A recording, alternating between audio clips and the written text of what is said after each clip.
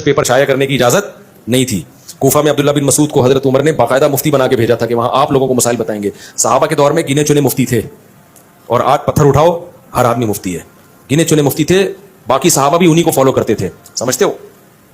بخاری کی حدیث 4108 ہے کہ حضرت امیر معاویہ نے حضرت ابن عمر سے کہا کہ میں تیرے والد سے زیادہ خلافت کا حقدار ہوں, حالانکہ خلفائے راشدین تو نبی پہلے ہی چاروں بتا چکے ہیں.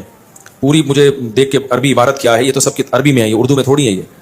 تو میں اس کو دیکھوں گا کہ حضرت معاویہ رضی اللہ تعالیٰ عنہ کے کیا الفاظ تھے. حضرت معاویہ خلفائے راشدین کو اپنے سے بہتر سمجھتے تھے, یہ تو کنفرم ہے. کہیں بھی حضرت معاویہ سے خلفائے راشدین کی توہین منقول نہیں ہے. باقی اس کا کیا جواب ہے یہ میں پہلے اصل کتاب میں دیکھوں گا تو مجھے پتہ چلے گا سیاق و سباق میں بات کیا ہو رہی ہے. اکابر